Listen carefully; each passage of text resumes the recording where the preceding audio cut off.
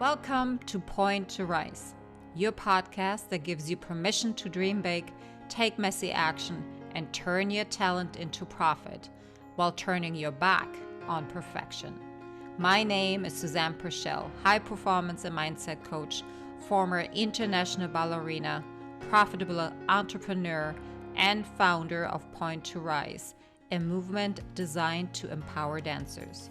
It is my mission to use my own story as an inspiration for today's generation of dancers. And now sit back, stretch, warm up, or sip your coffee and love learning how much it matters to point at yourself first to rise to all that you are capable of. Hello, and welcome to another episode of the Point to Rise podcast. I am so grateful that you are here today. Today, we have two special guests, and these are the founders of the Dance Better podcast, which I was so honored to be a guest on already. And today, Sarah and Courtney are going to be our guests. So Sarah Shiver and Courtney Ulrich are former dancers, now a massage therapist, who share a mutual passion for mental wellness and dancers.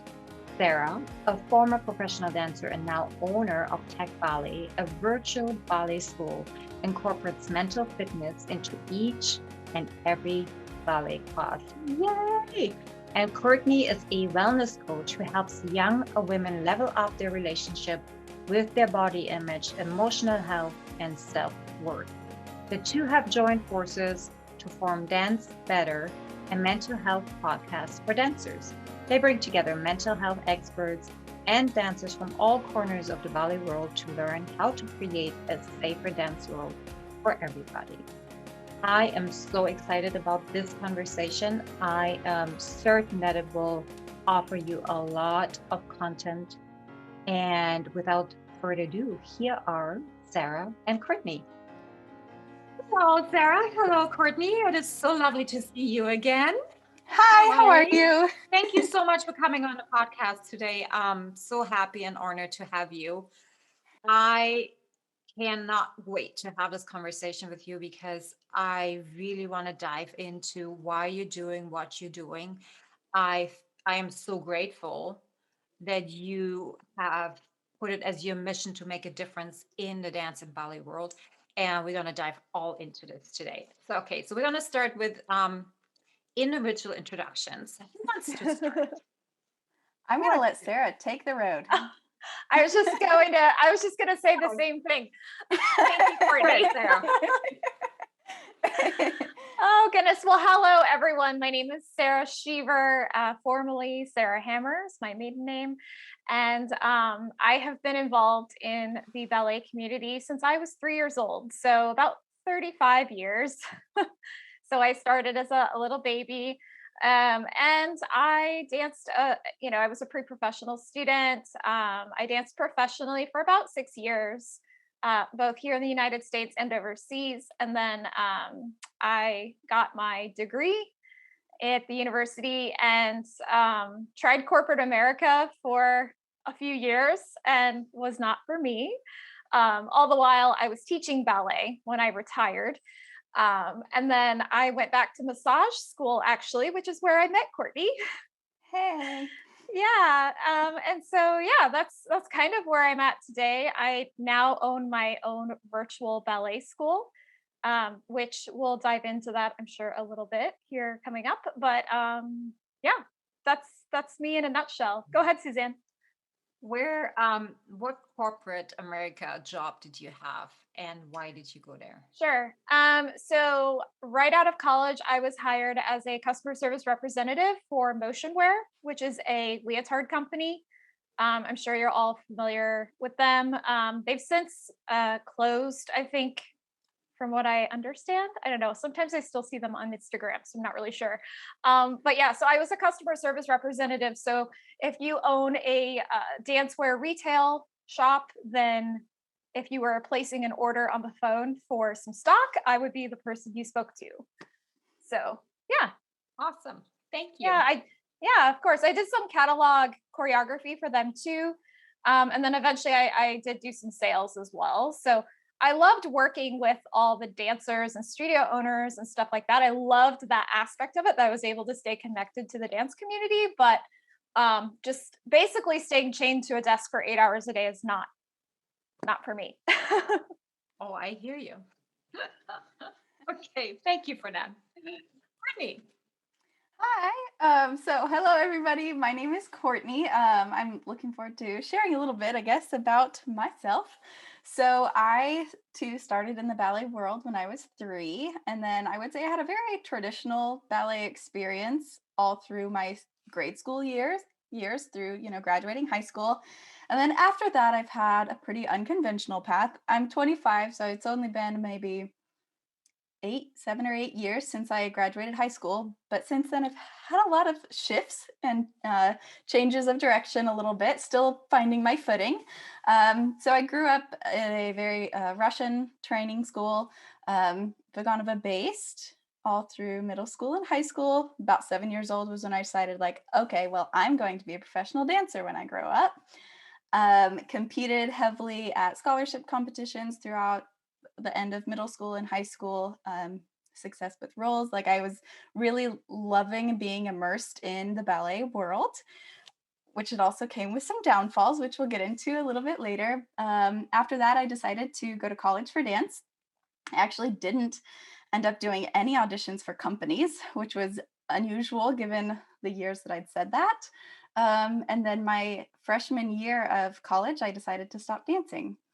And from there, I stayed at the university. I went to Butler University, loved their dance program so tremendously, but had some other stuff going on. And so when I stepped away from dancing, I stayed there for 2 years, kind of bounced around majors, didn't really love anything that I was doing there anymore. So I ended up going straight to school for massage therapy, which is where I met Sarah. I'd always known I wanted to do something involved with either dance or the human body. I'd always loved anatomy. So I was like, I don't really want to go to PT school. So I'm just going to become a massage therapist. So then after that, I'd stayed teaching a little bit. So I had like my foot in the dance industry, even though I was not on stage, and navigating, starting to go through school and a career as a massage therapist. And then kind of came to a point where I left the job I had as a massage therapist. At the same time, I left my job teaching. And it was a time where I needed to make some serious changes for my own mental health. So since then, I found a job that has provided a very healthy work environment for me. And I've been able to find a lot more work-life balance.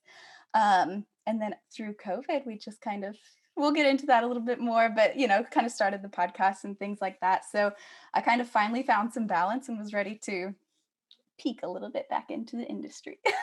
Aw, that's a beautiful story. Thank you for sharing. You're so welcome.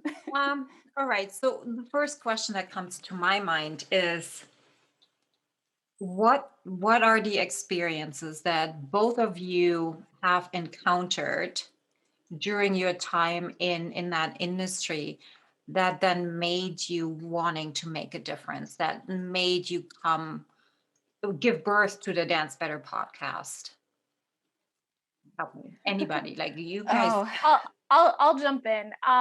So I don't think that my experience is super special or unique.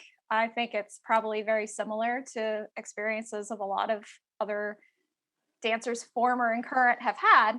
Of course, I had the body talk several times. I tend to carry weight in my hips and my thighs. And so that was always a struggle for me because that's just where my body naturally wants to be. And so I definitely had some body issues that were definitely brought on by some conversations that some people above me had, without naming names or anything, of course. So that definitely was something that has, carried through into my adulthood. But I think really what's really poignant for me is that I really look back on, I think I started teaching when I was about 18, really. When I started professionally dancing, maybe 19, I started teaching like a lot. And I think that's not unique either. There's a lot of dancers out there who do that. And I just kind of look back on my own mental health evolution through those years of teaching, and just really thought, wow, like there have been some big changes in my own way that I teach, the way I communicate with dancers. And I really wish that I had had a teacher growing up. I had wonderful teachers, but the mental health was never a focus. It was never talked about. It was never incorporated into lessons. And as I have evolved as a teacher, I've started incorporating it more and more and more. And I think that has made a huge impact on the students that I've had. So I just think it's so important that we share the tools that we've learned along the way from talking to all these people with, for me personally, with all the teachers and directors out there, because the only way that the ballet world and our art form as a whole is going to continue into the future is if we create a space and an environment where dancers are allowed to flourish as artists and to grow, and to not inhibit that growth with all of these terrible, practices that are so common. Yeah. Can I interject for a second, because there's so many things that I actually want to ask a question about. So one thing that stood out for me was you saying that my story isn't unique. And I want to encourage anybody and everybody that whatever you are experiencing, it doesn't need to be unique. It doesn't need to stand out to make it wrong or not helpful or not aligning with your goals. Right. And quite honestly, I had that same problem too. And I just challenge, perhaps perception. Let's just say it that way. I never spoke up because I was so immersed in the world, or even thought, well, that's normal. That's just what we have to do in order to. Well, I say that because I don't feel like I say that because I want to tell people that it's okay that you're feeling this way. Not to take away from my own experience, but just to reassure your listeners that, like, if you connect with what I'm saying, there's a reason behind that, because a lot of us experience it, So I guess that was kind of more my motivation for adding that tag on the beginning of it. I'm not saying it's wrong. Oh gosh, if that came across that way, totally not meaning it that way. I just wanted to clarify. Yeah. I'm just saying that for everybody else out there, our stories don't have to be unique in order to share them and to make a difference in somebody else's life. That's Absolutely. Really all I want to say. Yeah, for sure.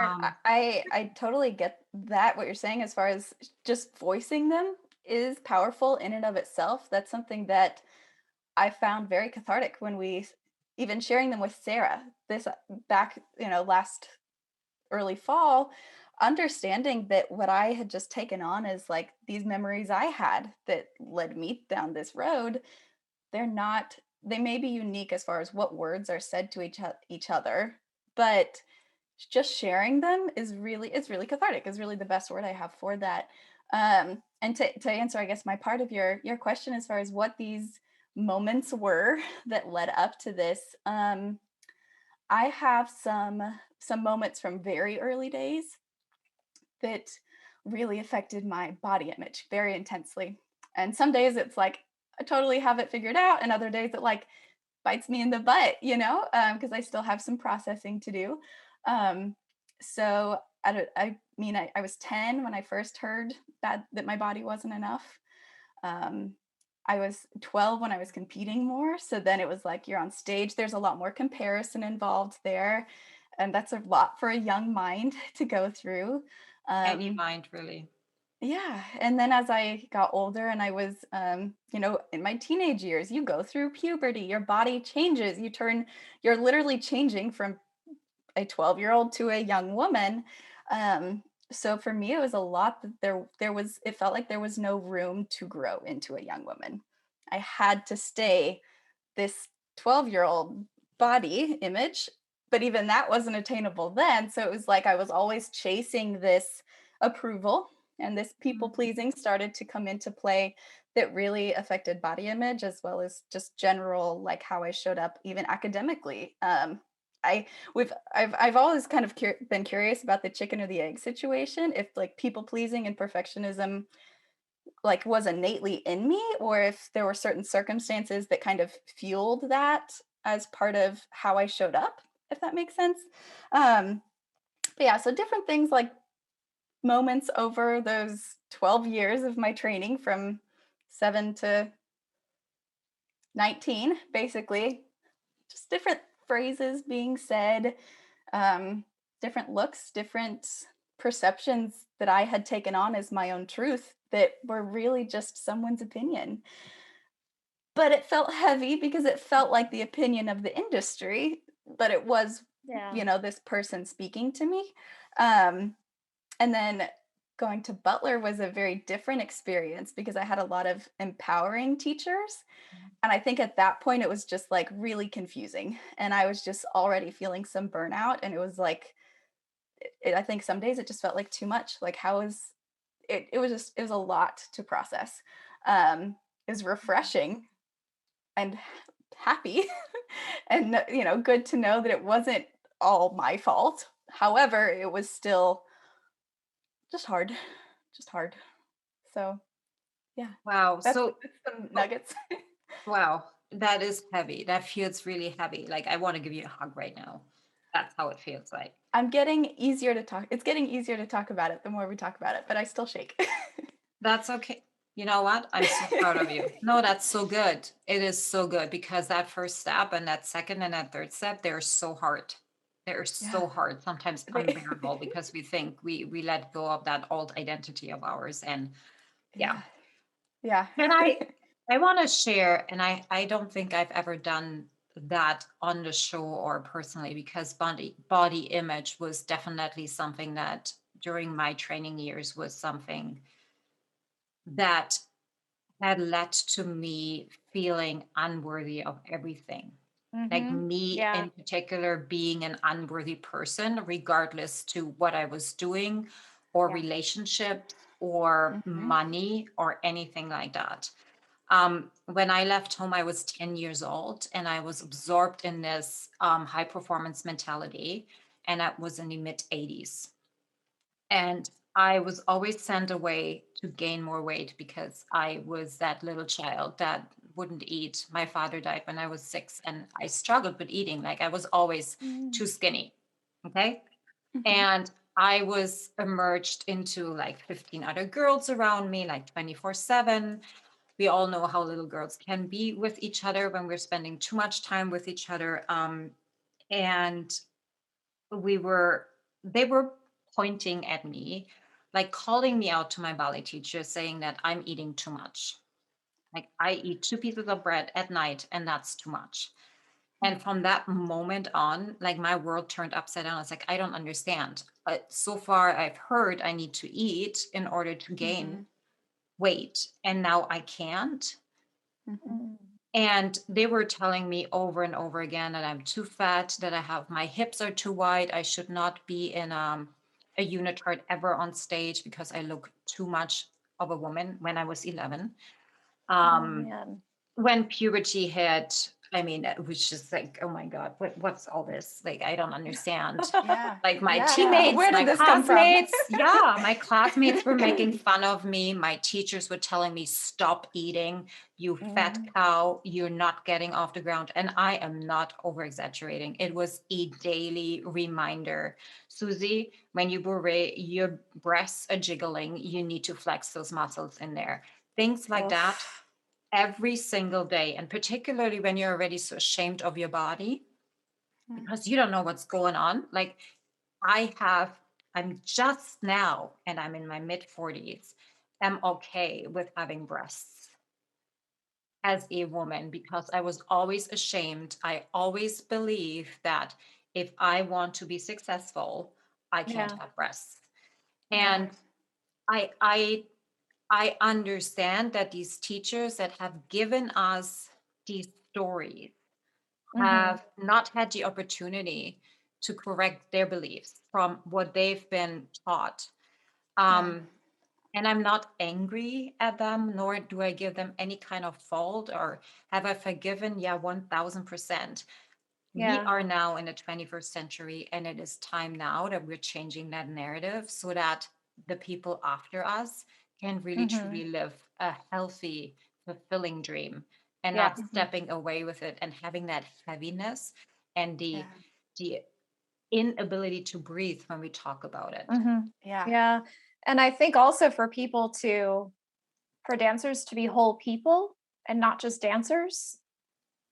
I mean, can we Yeah. just Can we think just about go that there? for a second? Let's go Yeah. there. Let's go there. Sorry. Sarah, take it away. I'm gonna zip my No, smoothie. I mean, something that you said that really kind of like clicked with me was that it seemed like you were being ridiculed for your weight in a way that was the way I perceived you say it was like as though it were a character flaw.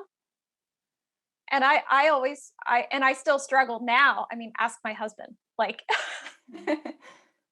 I think every criticism is a criticism on my character, like because every correction, not technique correction, but every comment about my body or any kind of negativity, I internalize that as, oh, you're a bad person. You're irresponsible. Like I was injured all the time. I'm hyper flexible, very not a lot of stability. So I was always injured. I was always getting injured. And I always felt like I was looked down upon, that I was irresponsible and I just didn't care about my body. And that it was a character flaw, And I think that was something I don't know if I was just projecting on you when I heard you talking about it, but I think that's something that a lot of dancers struggle with. And it's the shame that is being put onto you, like the shame that you are not good enough or that you're lazy because you're not eating, like you don't have enough discipline to get whatever needs to come off of you, and therefore, oh, shame on you, you shouldn't be here, oh, this is yucky, like there's like an inch of like we had to weigh in every week. They would take our body mass index, BMIs, every year. Our teachers, we had books with our weights recorded for every week. And if we gained weight, we were called out in front of everybody. We were later on, hey, if you're over 50 kilograms, you can't do pas de deux classes. All of these things were in place to shame you, to show you that you are not enough if you have too much. I think that shame too is part of what carries in on why this sledgehammer to your self-worth takes over and it goes into other areas of your life. You mentioned like when you're feeling like you're not enough for your job, not enough for your money, not enough for like you are not worth fill in the blank, even though you like at first it identified with your body, it can really, in a very messed up way show up in a lot of other areas of life. And I definitely experienced that with um, out of college, starting new jobs, understanding what a living wage is. And you don't have to say yes to every opportunity. And you get to have a job that pays you well. And I know these are things that, when my mom would say them, it'd be like, but it's not possible, right? Like I would just get in my head, like for some people, it might seem, if you're not didn't grow up with these beliefs, it might seem like, well, of course you're worth a job that you can pay your bills, or, well, of course your body's going to change as you go through puberty, but of course these things. And sometimes it's really hard to fight that when you have so much what feels like evidence in the other direction. And this is why I think I know, and three of us, I'm speaking for us now, know that change in the industry is so overdue because we keep producing the same thing over and over again. Like the stories that are being shared now, that's what I lived 30 years ago. And why are we still in that, right? So let's talk about your podcast, how it came, and what's the vision, like the bigger picture, perhaps like painted in every single color. I want to know it all. I will jump off with a start point here. I know when we first talked about it, I was like, we'll just do like a small video series or just like a couple videos, like not too big, maybe 3. And maybe one person will hear it. Maybe one person will hear this and start to have some like aha moments. Because when we spoke to each other about it, we each had aha moments. So we were like, this conversation needs to continue. Because at the time I didn't, I was not immersed in the dance world by any means. So I didn't have, it's not like I was searching podcasts. I didn't know if this was out there necessarily. My most experience with anything like it had been Catherine Morgan's YouTube page.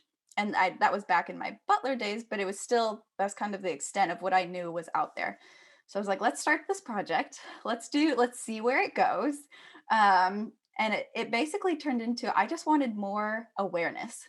I felt really strong that this is something that I think everyone knows, and I feel like I don't know why no one's talking about it more. Like it was like this hidden thing that nobody wants to admit that there's change needs to happen. I feel like if you go through a quote unquote toxic upbringing in ballet, once you leave, if you leave the industry, you don't want to turn back. And if you stay in the industry, you do what you can, but it's like this idea that you don't want to ruffle feathers and you don't want to disrespect anybody. So you're going to do better by yourself. But that's like where the line stops. And so we had our first guest, Terry Hyde, and he really kind of opened this door of like bringing it into a podcast and like, okay, we're going to really do this thing. And I think for me starting it was just bringing that awareness piece. And it's really, I feel like it's grown so much by the people who are listening and the guests we're having on, and that it's prompting other conversations to happen both in our communities and in our, theoretically, with whoever listens to it, they take it to their, right? I want to be the first one piece of this puzzle to kind of help spark some new sparks so that this keeps going. Yeah, it's just, I feel like now that we're in it, since October, I think was when we started. Yep, October. Believe it or not, it's almost March. But I think, now that we're in it, we're starting to see more and more podcasts and just people talking on Instagram, and Susanne, your platform we've gotten connected with, and it's really encouraging because it seems to be spreading. Like, I feel like COVID was the spark and it has spread like wildfire. Just COVID this was concept. the permission to, release, to maybe create some waves to, what, you want to fire me now? Like, it's not possible. I am I want to see more. I run against like closed doors every single day with just the mindset of, oh, change is so hard and it's going to take forever in the ballet world. And it's like, okay, you know what? We can definitely look at it that way. And we're going to exactly see that's happening. Or we are going to change our perspective and say, it is happening because I am starting. And me starting and passing it on to the next person is the very first step of a ripple effect that goes faster than you can imagine. And the staying quiet, change doesn't happen from above, not often. Change happens from within. Like, I was part of the Berlin Wall falling, and it came from us people, not from the top. It was a mistake. It was a complete mistake. Yet it happened, like a whole system completely crumbling. And I am so eager to see the people that are even having these beautiful places in the ballet world now, that they're starting to speak up and say, hey, actually, there is a different way. There's a way where I don't hurt at the end of the day. I cannot give 100% every single day. Women have, almost gonna say this, women have cycles. Like, we are not able to perform on our highest ability at any given point, and it actually harms our overall health to do so. Like, accepting that there is so much more research out nowadays than there were in the 90s and early 2000s, that we can take into consideration. And for that to happen, we really need to acknowledge that the arts are needed. Like dance and ballet are needed. They are important to us, to an economic growth of a society, right? Yeah. So, absolutely. little rant here. I'm not apologizing. We're all gonna go. Don't. Here. So good. It is like, it is this that it's a really hard word for a German girl. A web. There we go. A web that has been spun for so many decades and told us this is how we're going to do it and this is what it's going to look like. And if you just cut one string, the whole thing is going to fall apart. Well, no, it's not going to fall apart. It is just going to blossom and to become better. I want to go with you into perfectionism because I heard that word from both of you twice coming up now. And I just did a podcast episode on perfectionism actually myself. Yeah. We're planning one as well here in the next couple of weeks. Let's talk about that. Yeah, let's do it. Because I feel my perception on what it really was taking to be a good dancer was I had to be perfect. That was my story, what I've learned that was given to me. I want to hear where you were at. Like, well, I'll say that I feel like I have a little bit different feeling about it. So I was surrounded, I was in a great pre-professional program. I have to say that my teachers were excellent. They were very caring. I had a cohort of students around me we were so tightly knit, so, just so supportive of one another. So I had a wonderful experience during that time. But I always got the sense that, I would go to summer programs to, these bigger schools across the country. And I always had the sense that in order to succeed in ballet, you had to work very hard in class, of course, and you had to dance 6 to 8 hours a day. And then you would also need to come home and do an hour of Pilates and also maybe some yoga and also fill in the blank and eat. Yeah. And have a piece of salmon and some asparagus. And that's it the whole day, like I had this idea, right, of what you had to do to be a professional dancer. And I didn't do those things.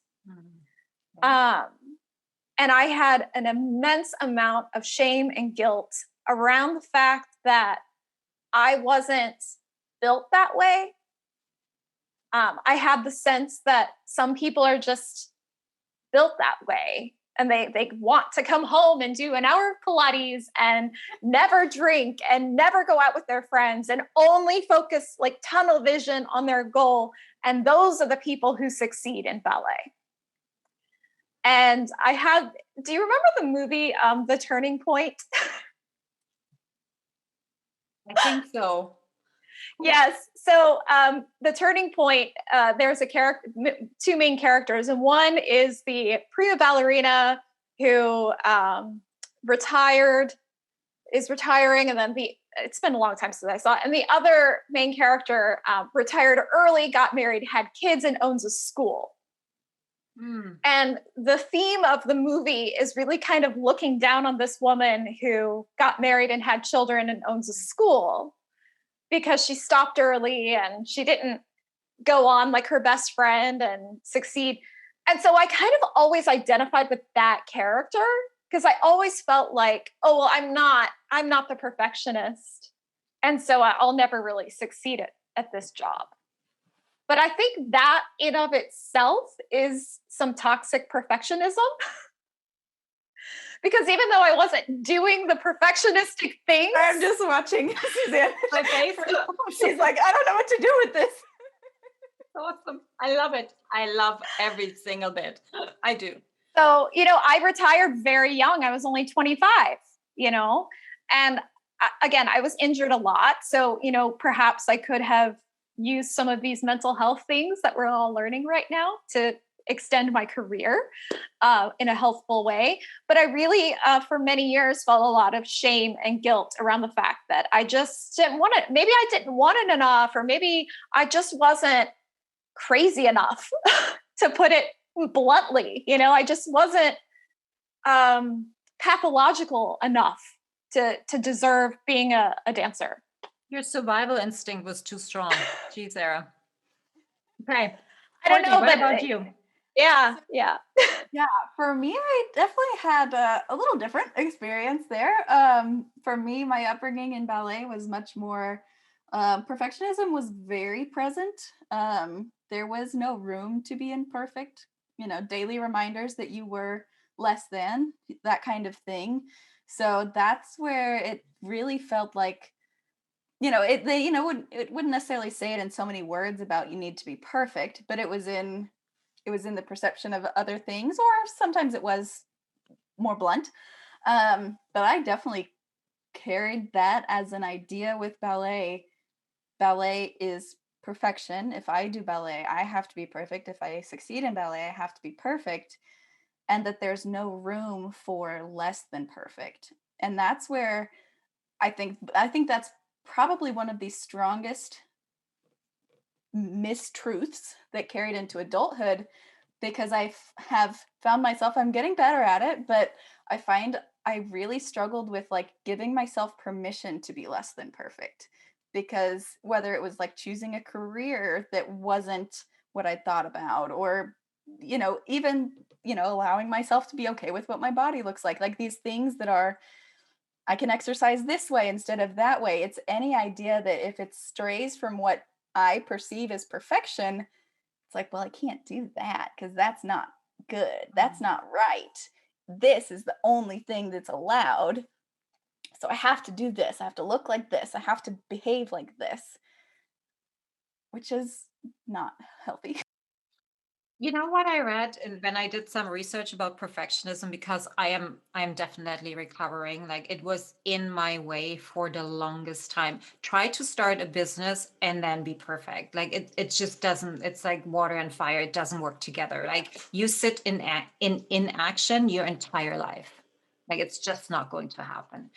So perfectionism is actually a clinical diagnosed illness, like a mental disease, which applied over a long term of time will then also have physical um, showings like anxiety, stage fright, eating disorders, depression, you name it. All of these can be proven already signs that people have been under the influence of perfectionism. Um, and perfectionism also like keeps you from learning new things. Like, you can't learn any, like, how dare I was under the impression that when I left school, I'm done with learning. I cannot invest time into learning. I am only investing time in maintaining where I'm at, because that needs to be perfect. And I'm like, when I discovered that, I was like, whoa, good one. So let's go into self-development. So I heard yesterday, self-development is um, giving you the permission and the tools to think more and better. Like, okay. So for me personally, when I had this aha moment around, if I would have had self-development in my early career on, I literally could have been everything that I wanted to be when I was a little girl. But Yeah. I was in my way. That was everything that held me back from stepping Mhm. up. I had the body, Yeah. I had it all. I had the position, I had the people that wanted to work with me and push me into that position. Mhm. I couldn't, because I didn't have the tools. Yeah. So the three of us know that self-development is an ongoing process. It's never going to end. There's no perfectionism. There is, bottoms, lows, and highs, and it's learning how to to know yourself and how to Yeah. maneuver with the things that. So if we had the perfect world in, let's say, training or companies, tell me, what would that, let's just play, we play stupid ID Woo. time in my house all the time I to love get our it. creative juices going. Yeah. I actually renamed it to Brilliant ID time because there's no stupid ID. Let's play Brilliant ID time. Like, what would it look like to you right now? In like companies, or even let's go schools, because that's where your expertise is. What would that look like? Like body training versus mental training. For me, something that comes to mind instantly is language. So, language is really something that I think it comes to mind quickly because it's something that felt very detrimental to me. So, it's something that's quick on, okay, that needs to be fixed, in my opinion. Um, so, just the words that you're using, going beyond saying negative, don't say negative, say something positive, but even just like in the moment, in a private lesson for your competition solo, for example, changing that language to, instead of why did you do that wrong, like try that again, try it this way, right? Just kind of shifting your words to be more positive and encouraging, but even just like words in general. So like at the end of class, passing in the hallway, anything, just like having a culture of encouragement, because this is something that I've come across in my self growth this last year. But I guess you could call it an idea if it's foreign to you, but this idea of speaking life over people and just, you know, believing in them even when they don't believe in themselves. Like, can you imagine how happy and successful dancers would be if everywhere they looked, their teacher was encouraging them and building them up and saying, you got this. It's in you. Let's try it this way. Let's try again tomorrow. Like you can, I don't know, just having that positivity, I think would be incredible for teachers to verbalize and vocalize to their students. And the other way of that is having words on the walls, right? If your studio is empty, put up a poster that has an encouraging quote or something that is a visual reminder for your students that you put that there, so you believe it. So it just kind of reinforces that idea. I'm also a very like visual person, so visual and words. I think that is something that I would love to see in each studio. Can I quickly, because there's what where jumped up and down, voice, the ability to speak, the ability to form different words. Um, I believe, and please correct me if you wouldn't agree, dancers are not very flexible in expressing themselves. And here's the thing, like when you talk to dancers, they don't like talking, like professional dancers, quite honestly. Like using their words, like having an array of words available to express their emotions and understanding what these words actually can provoke as in terms of emotions in the other person, right?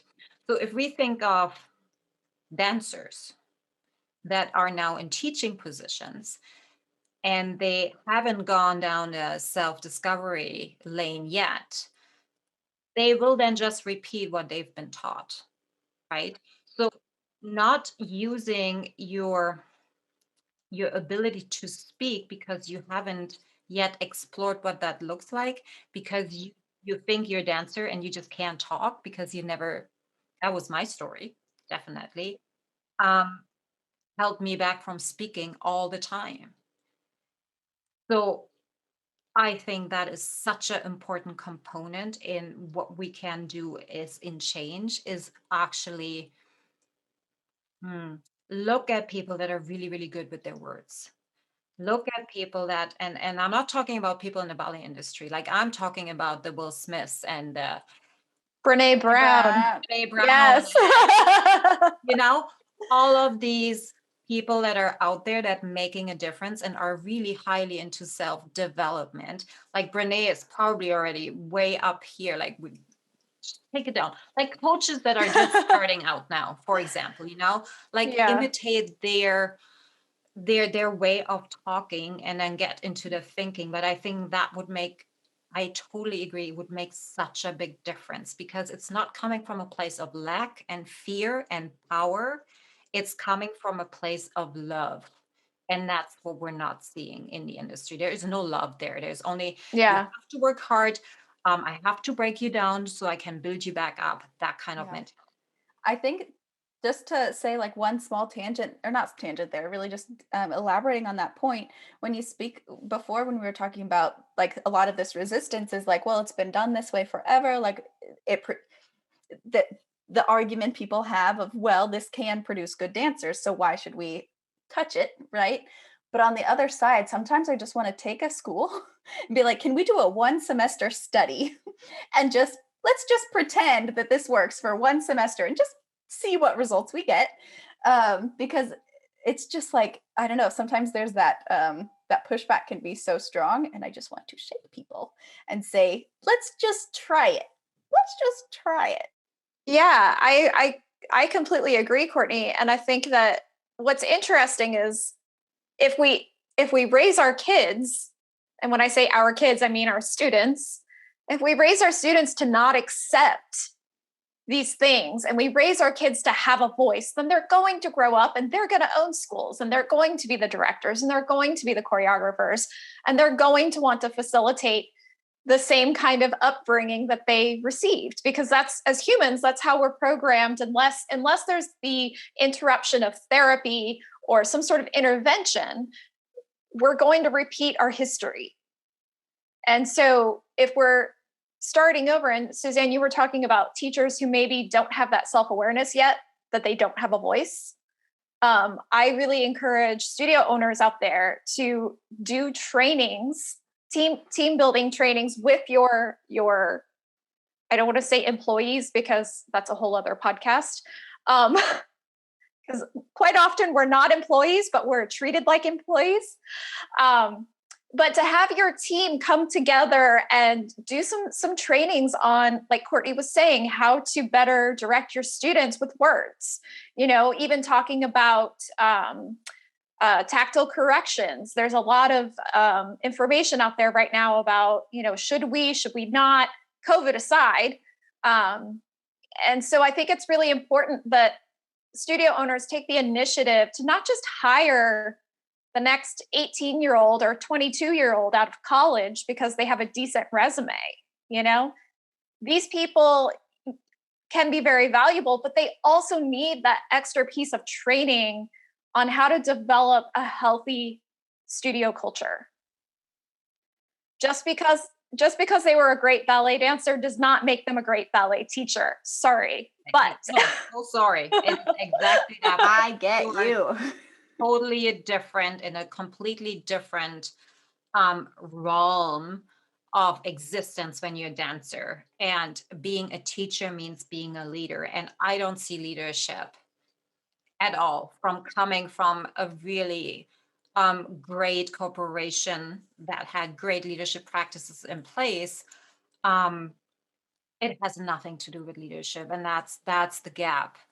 Yeah, I feel like we're putting these names into these leadership positions, and we're calling them directors, and they're beginners. They're beginners. They may know how to stage La Bayadere, and they may know how to run a rehearsal by telling them how to put their foot into FSA and point their foot, or to put their arms in a nice fifth position, but they don't know how to motivate.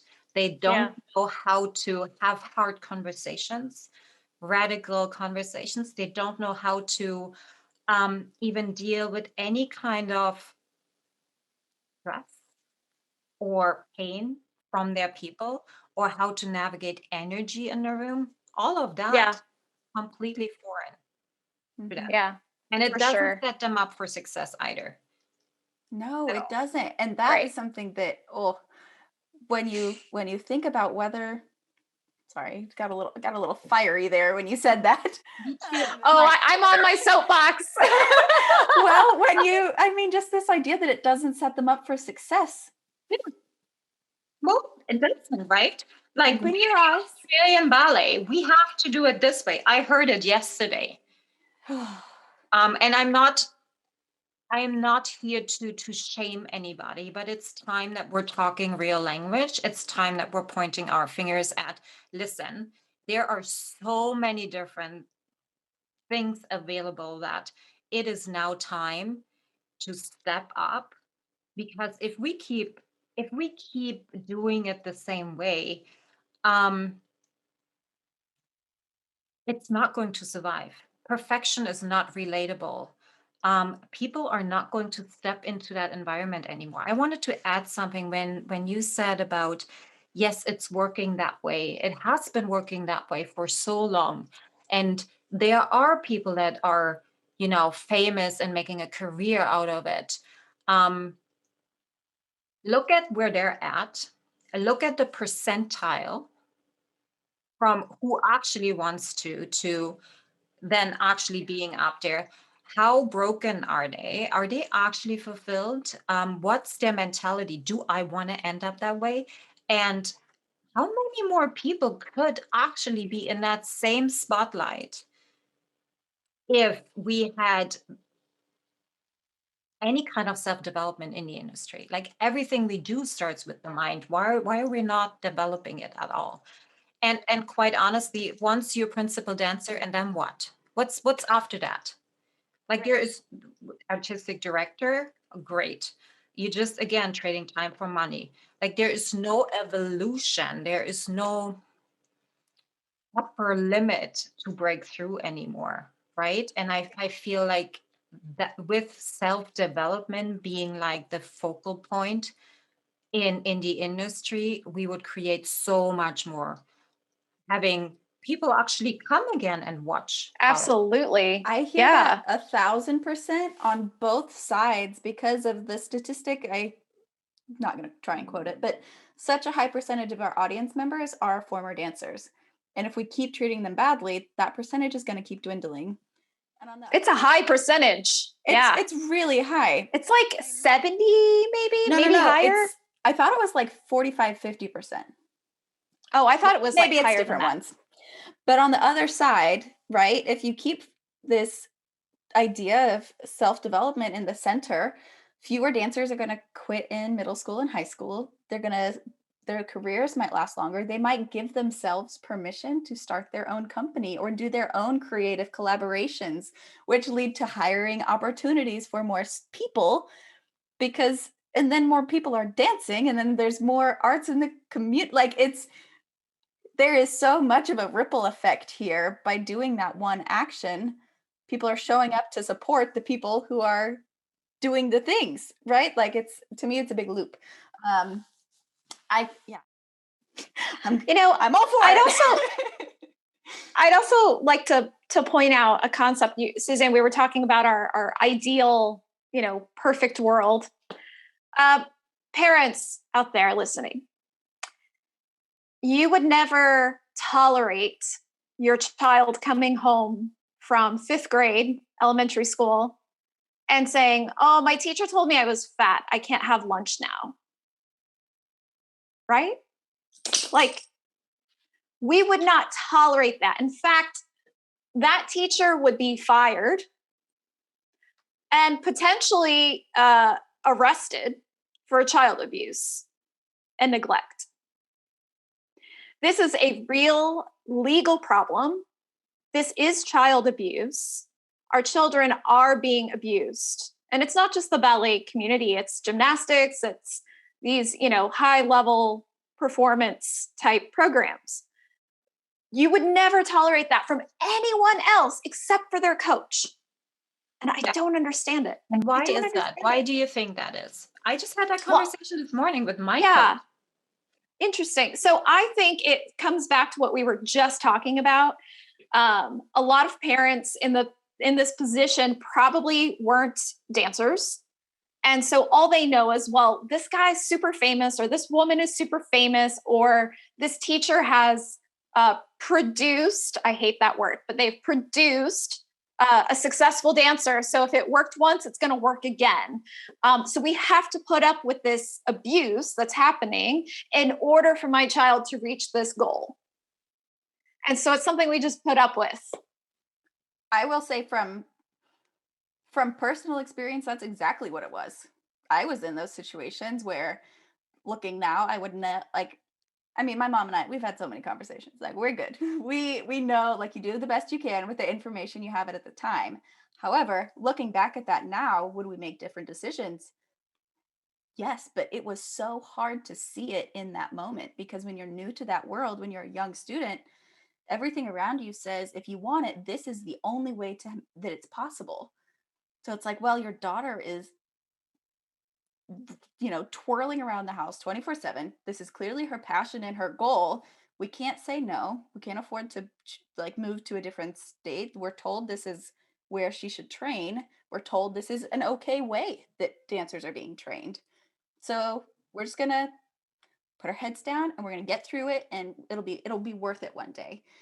So there's that whole side of it that needs to change. And then the other side that I think is really important as to why is this happening, is that I think there is an unhealthy amount of like self-worth for teachers for their students' success. I was just going to say that. Yes. Yes. When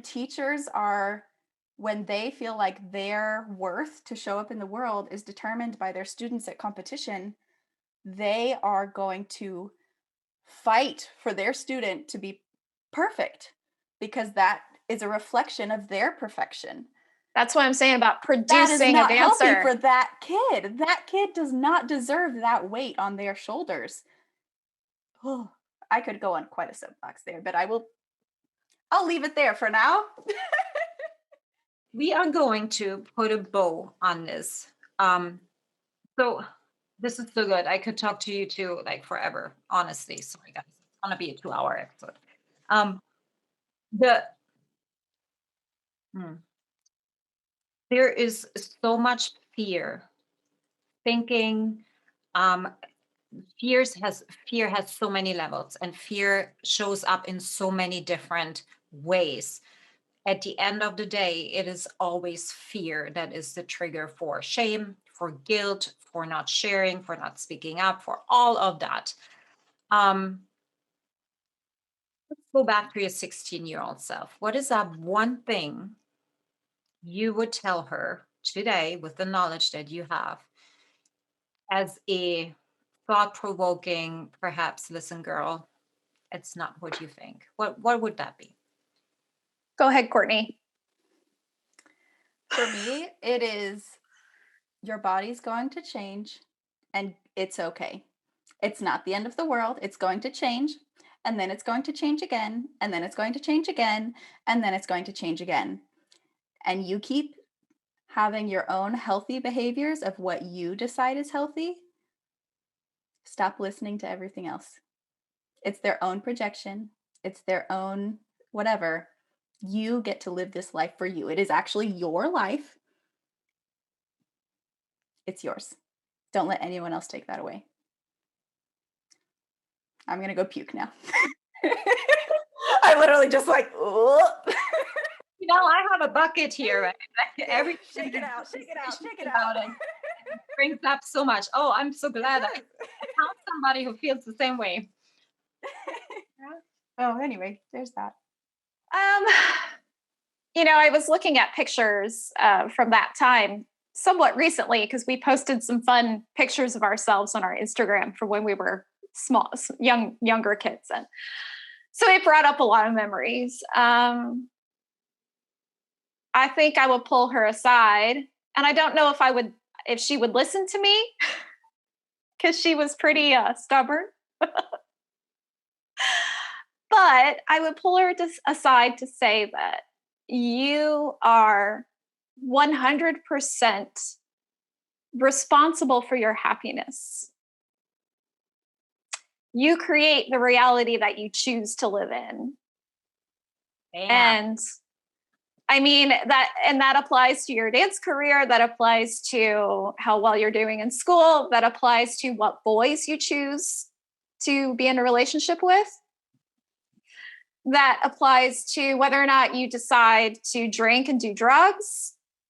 It's all up to you where you choose to put your energy, and what reality you choose to live in.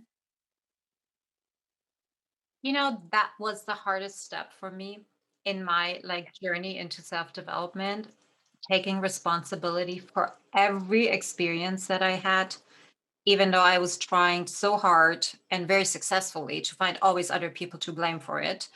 Um, and I think, no, I'm most certain that since the world of dance and ballet, particularly in the professional realm, is so much, you don't have any say per se, um, because your schedule is being taken care of. Like there's not much room, we assume, for making our own decisions.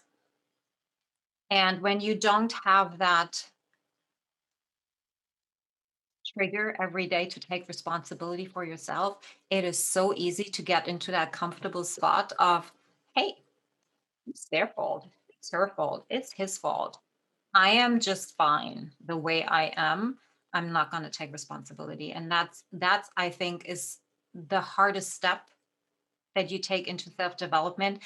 And it's a step that holds so many dancers to actually taking that step.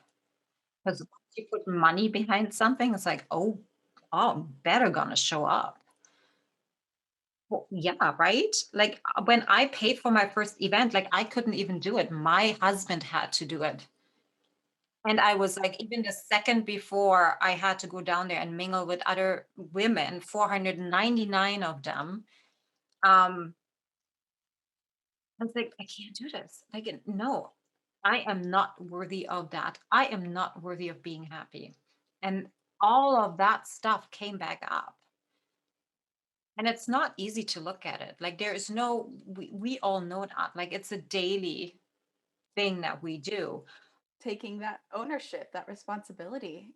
Yeah, it's for me that was a very pivotal moment in my physical health, my emotional health, my mental health, of taking the ownership. And for me, it was letting go of like someone else's reins that felt like they were still on me.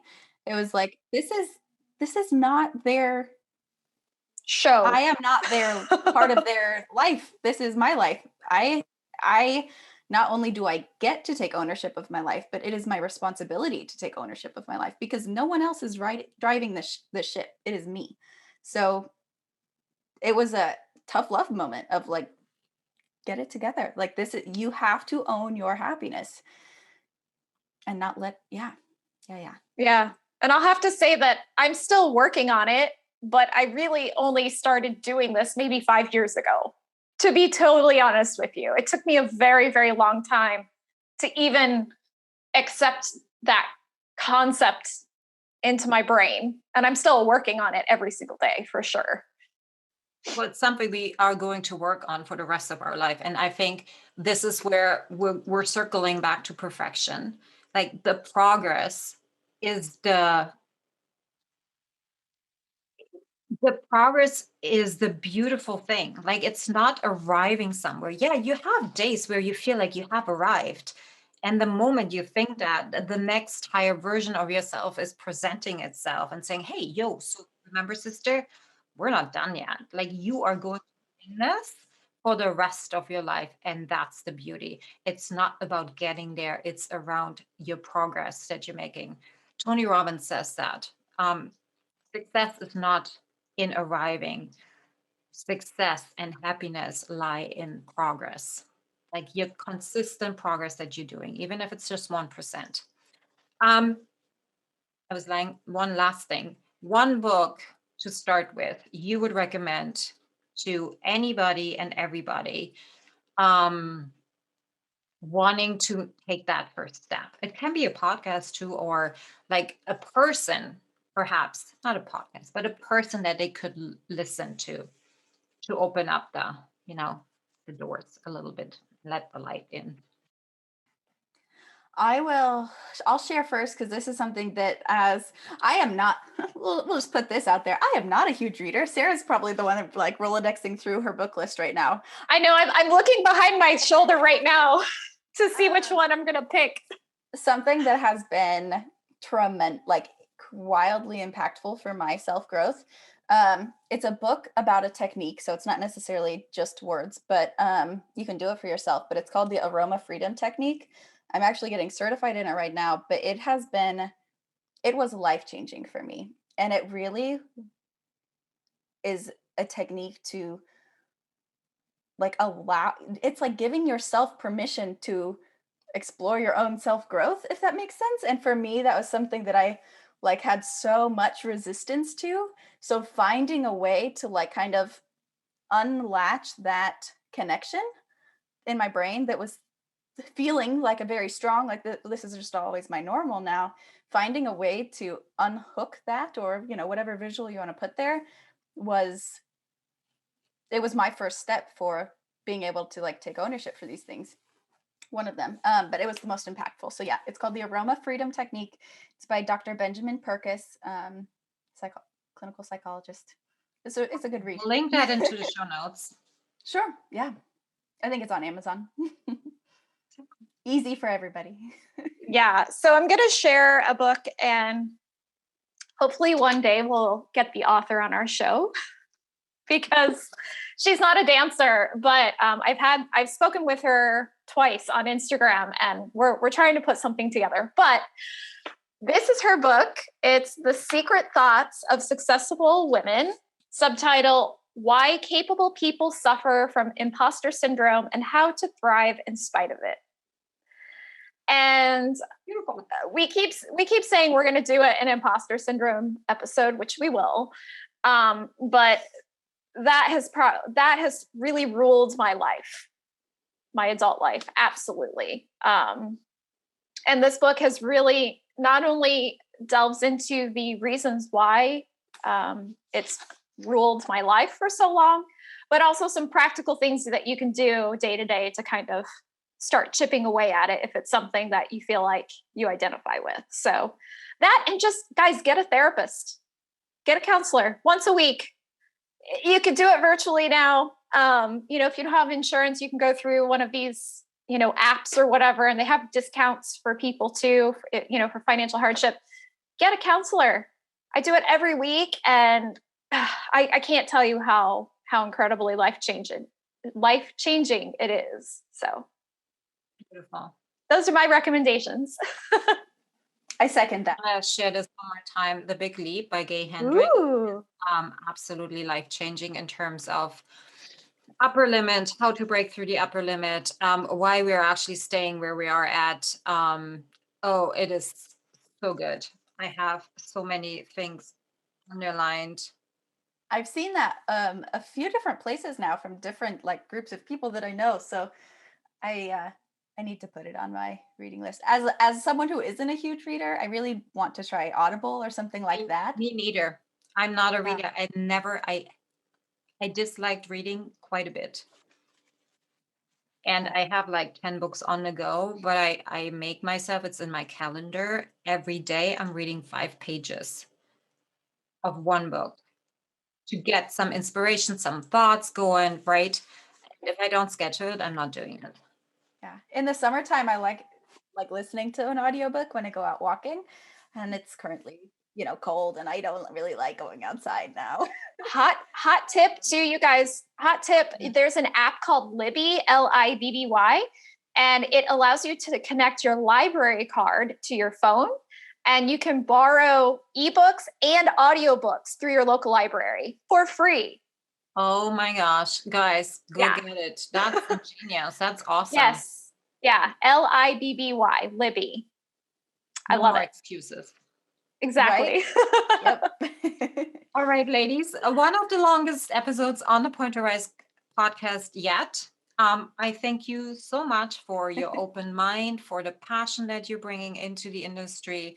Courtney, for you stepping back into, it's probably the most challenging healing process that you are undergoing. However, I think everything happens for a reason, and the only way to a happier you is to get through what really hurt you in the past. So I commend you guys for doing what you're doing. Thank you so much for showing up, and thank you for having this conversation with me. Thank you. This has been wonderful. So much. Yeah, thank you for having us. It's been wonderful to speak with you and just discuss all these things.